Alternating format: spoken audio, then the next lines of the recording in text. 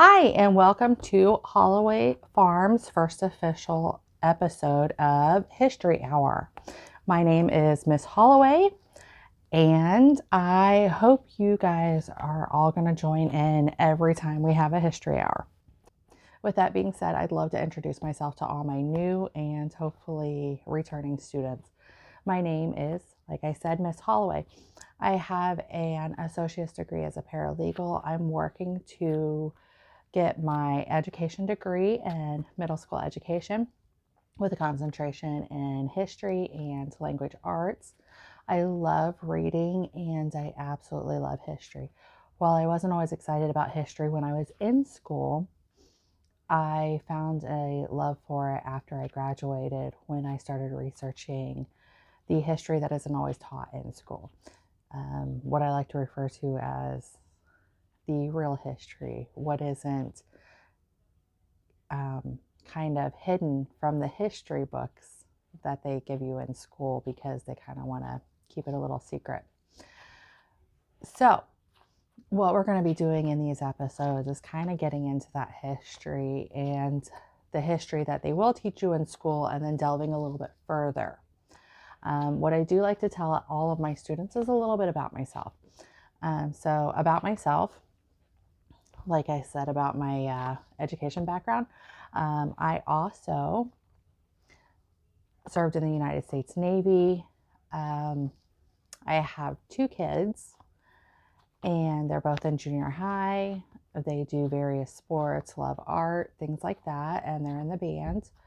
And I have a house full of animals, hence the reason we call this Holloway Farm, because I have two wonderful dogs, three cats, a bunch of chickens, and a bearded dragon who's very sweet and wonderful, and an iguana named Steve,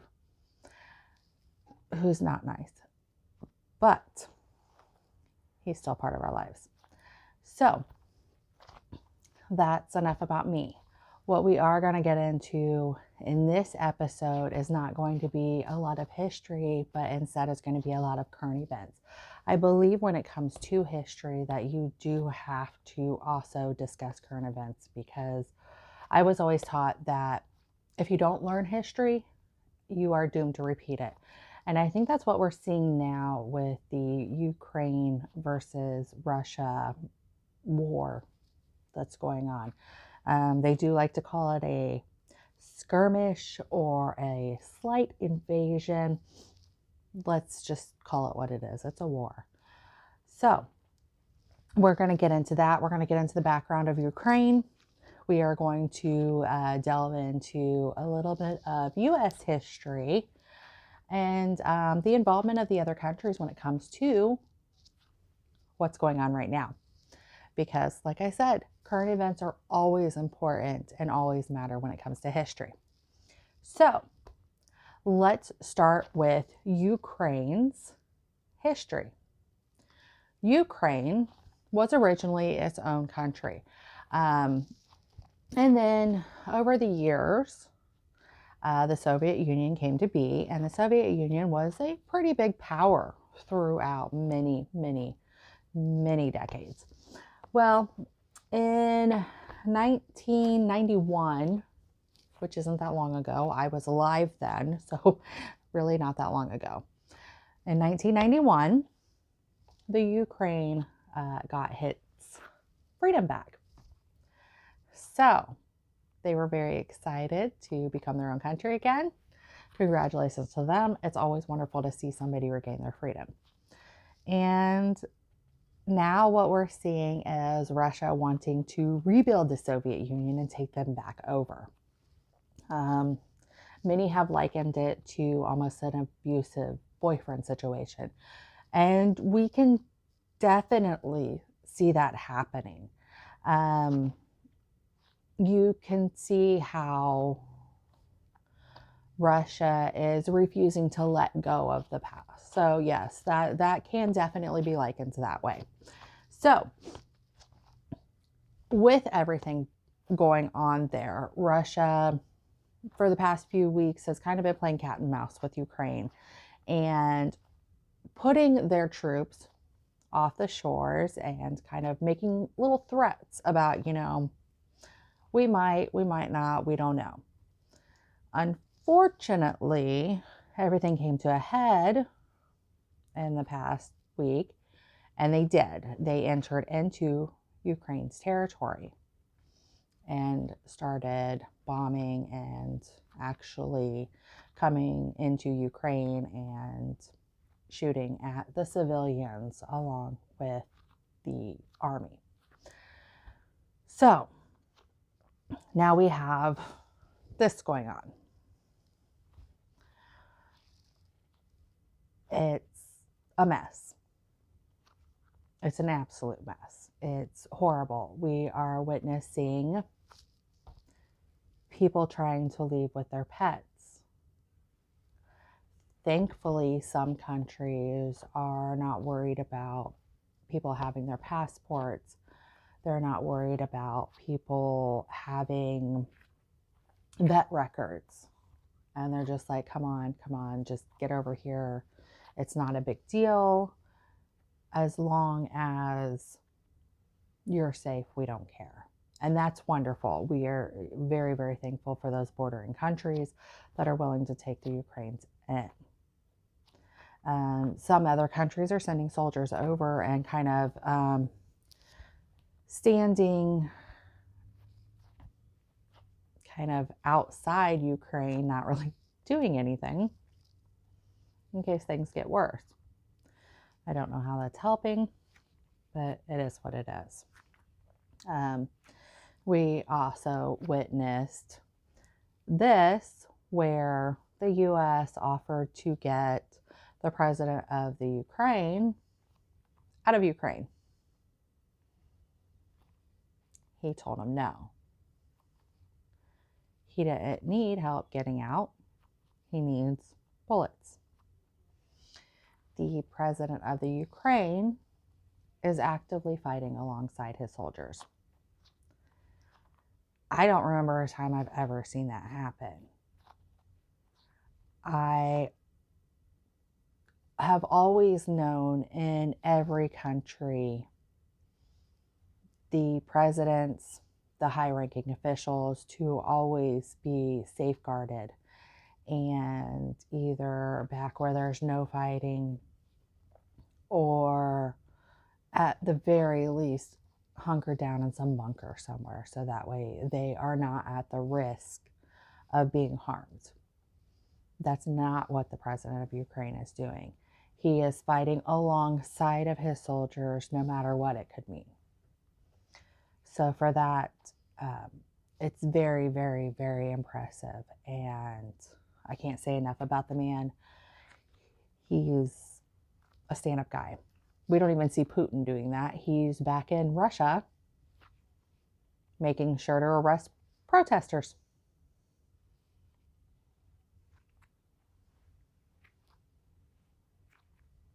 Yeah. Isn't that lovely? So Russia doesn't exactly support, well, the Russians, all of them don't exactly support this war.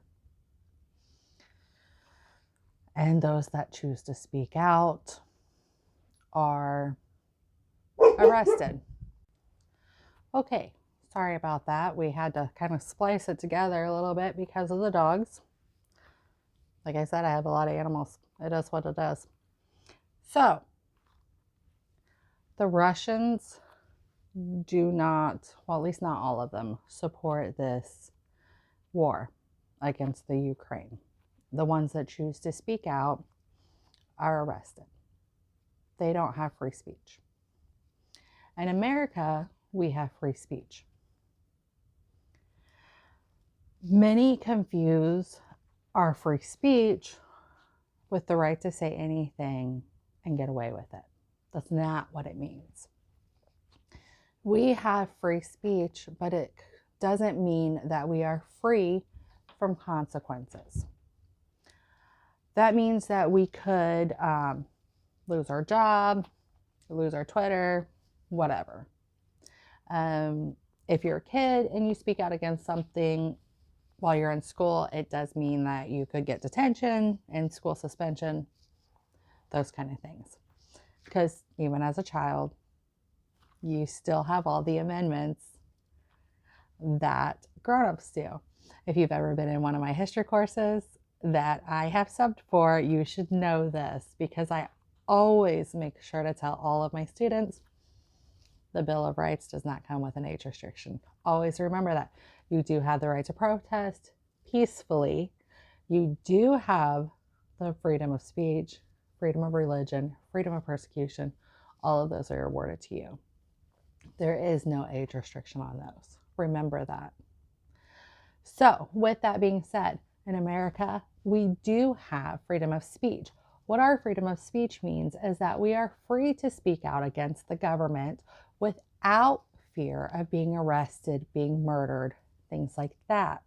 It doesn't mean that we can speak out without repercussions from our jobs, from friends, from family, from school, those kind of things. We're seeing this be acted out in Russia. They don't have free speech. It's a scary thing. So it's getting worse. Putin has taken away Twitter. He has cut communication for the Ukraine. But don't worry, because the Ukraine president reached out to none other than Elon Musk. And Elon Musk saved the day by rerouting SpaceX satellites so that way the Ukraine could communicate. So, way to go, Elon Musk. We applaud you for that one.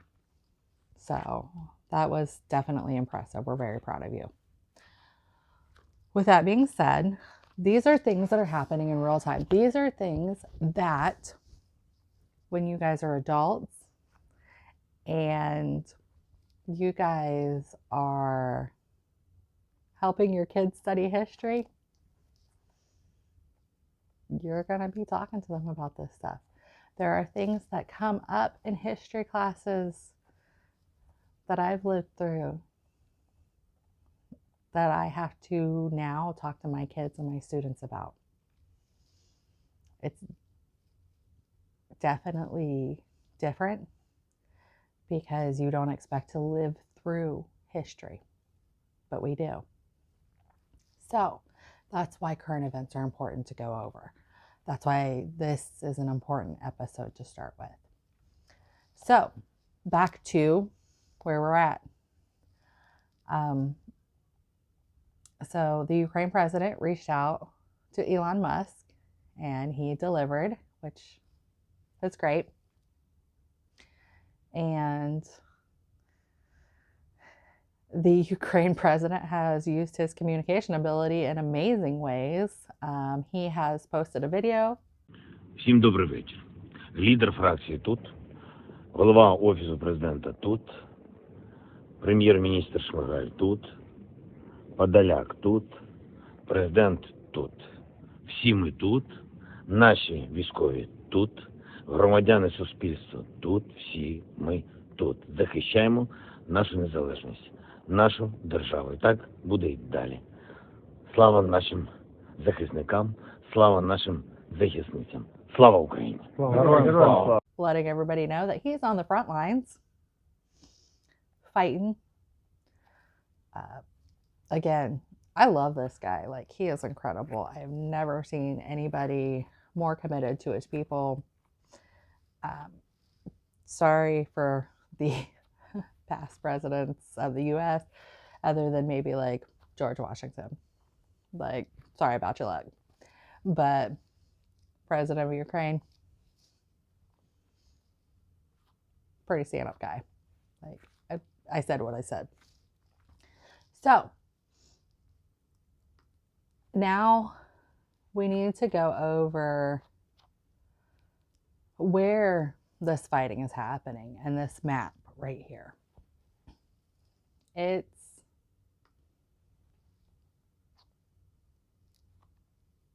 scary. They're coming in every single area almost. The only areas that Russia isn't coming in on is Poland, Romania, and, well, the area of Belarus that Poland borders, basically. Every other area, Russia's coming through on. Even the water areas. Not that Ukraine has just given up. Ukraine is taking down their road signs, so Russia can't find their way around. I don't know about you, but that's the level petty I want to be. Like, I'm sorry, do you know how to get to the next city? Nope. And on their electric signs, they're putting a nice little message up that says, go yourself. Ukraine's not playing nice, but I'm here for it. Never count out a tiny country that truly believes in what they're doing. And Ukraine is not ready to give up their independence. They don't want to go back to being the Soviet Union. They don't want to go back to being under Putin's control. Who would want to? Who wants to be under a dictatorship? They love their freedom. So why would they want to be under a dictatorship again? They like to have the freedom to do what they want and say what they want. So why do they want to go back? And they're fighting hard to keep where they're at. And this has happened before in 1991 when they gained their freedom. They had to fight hard to get it.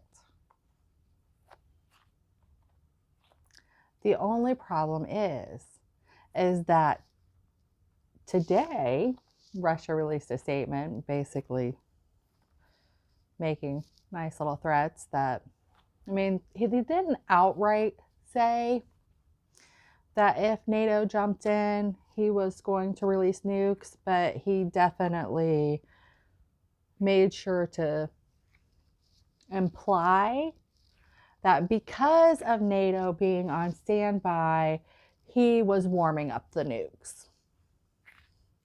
I don't know about you, but we all know what that means. If anybody jumps in, we're going to bat. But we all know this isn't going to stop with Ukraine. If we let him take Ukraine, what happens next? He's going to take somebody else. Not to mention, if he takes Ukraine, China sees this as the go-ahead to take Taiwan, because they don't even believe that Taiwan is its own sovereign country, and they at least believe that Ukraine is. So they'll go ahead and go after Taiwan with Russia's support. It's all a mess. I know. Which also we need to discuss who's on whose side. So currently, if we're talking like in, I mean, let's say we're discussing this as like, I mean, I hate to compare this to like football teams or something, but say, yeah, these are our players in the game, right? Okay, so currently, the way we have it is for Ukraine, we've got Belgium, Canada, Denmark, France, Iceland, Italy, Luxembourg, Netherlands, Norway, Portugal, United Kingdom, United States, Germany. Welcome to the club. We're happy to have you. Excited to see you on the right side this time. Japan, South Korea. We love you, South Korea. Australia, Ireland. Ireland's been one that's been actively telling Ukrainians to come on over. So, we're proud of you, Ireland. Russia has China. China's been a little mad about a lot of stuff here lately, so they're on Russia's side. And again, there's the China-Taiwan thing. And Russia and China has had a very good relationship for many years, so that's not really a surprise that they would be on the same side. Cuba seems to have sided with Russia. Armenia, Kazakhstan, Kyrgyzstan, Tajikistan, Azerbaijan. If I mess these up, I'm so sorry. North Korea. Shock. We got to get into North Korea here in a second anyways.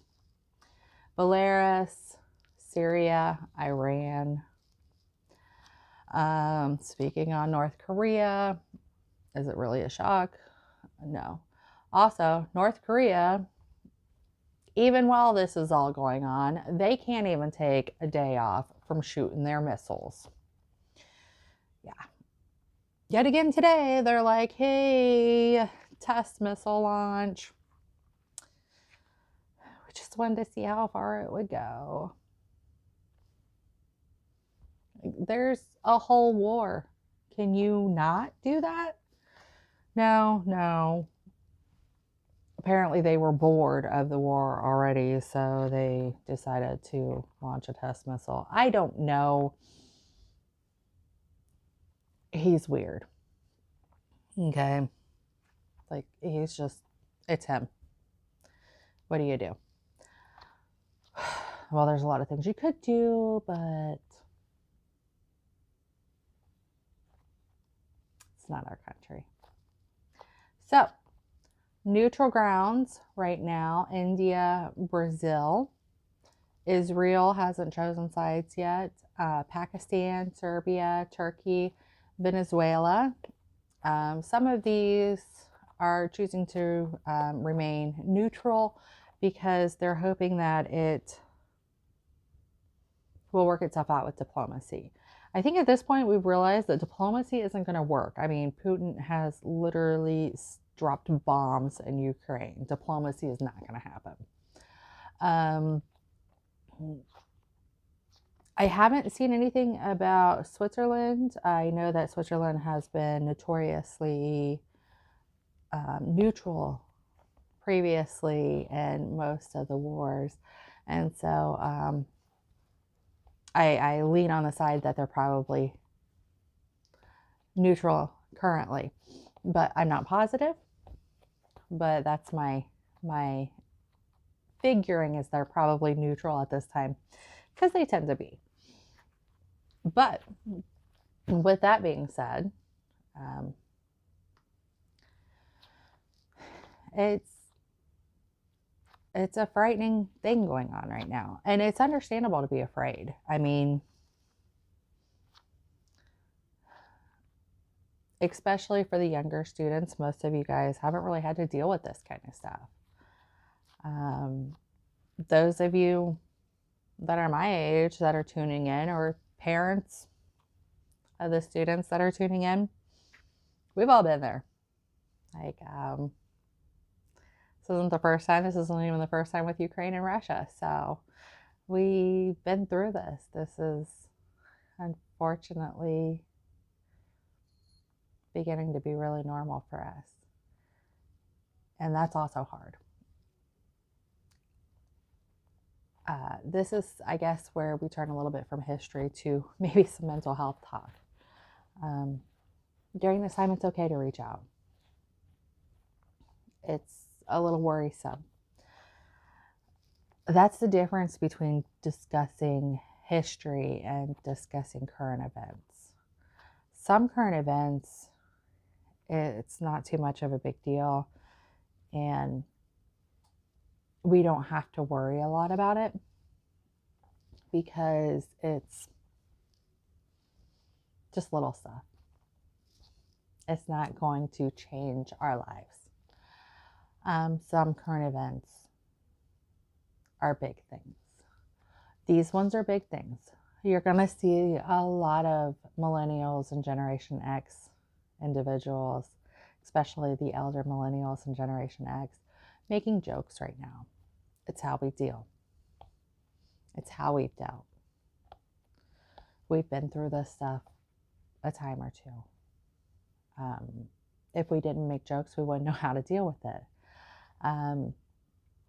It doesn't mean that we're not worried. It doesn't mean we're not affected. It also doesn't mean that we're not there for the younger generations during this. We are. For the younger generations that this is the first time, come to us, talk to us. We'll get you through it the best we can. For the even older generations that, you've seen even more, understand that it's okay to break down every once in a while. You don't have to be so tough all the time. And most importantly, it's okay to be there for the younger generations and not act like this is just everyday life and it's no big deal. It is a big deal. When countries are on the verge of war, it is a big deal. This is not okay. The loss of civilian life because somebody wants to take over a country, it's not okay. It's never okay. We're killing a bunch of people for no reason at all. And that's not okay. Even his own people aren't okay with it. He's doing it because he wants it. He wants the power. And it's time for us to end that and stop allowing these kind of people to get into power. I wish I knew how. I don't. Sometimes just because we know what needs to happen ultimately doesn't mean we know how to get there. So, yeah, there's going to be a lot more coming out daily about Ukraine, Russia, and possible involvement from other countries. If it gets worse, we'll keep going through each step. Never be afraid to reach out. Even if it just means you need a hug. Never be afraid to reach out. Because sometimes in these situations, that may be what matters. It's just a hug to know somebody's there. Right now, we do have to figure out how to help, how to make a change, and how to do better.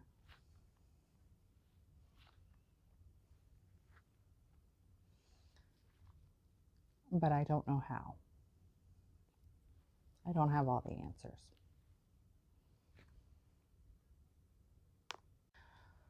Okay, so with as heavy as this current event situation is, I don't want to go on for a half an hour about it because mentally, I don't think I can handle it. Mentally, I don't want to put any of my students through it. It's a lot. It is absolutely a lot of information, and it's a lot of heartache. These pictures, these videos, it's tough. And I don't want you guys to be bogged down by this too much. So I think for today, we're going to cut it at a half hour. These more draining, emotionally critical like events, I think we're going to cut them to a half hour. The ones that are not as bad, a little bit more fun to talk about, or just not as draining emotionally, we'll keep out an hour. But definitely the ones that are this draining emotionally and this heart wrenching and that are going on right now and just tough, tough stuff. I think we're going to cut them to a half hour just because I don't want anybody to be emotionally drained because of how hard this stuff is. It's definitely hard. It's tough stuff. It really is. What's going on right now is tough stuff, and I want to make sure everybody's in a good headspace. So, like I said, if any of you guys need a hug, I'm always here whenever you need it. And I love you all. I always will. Do good things. Be great. And always remember to do better. Love you.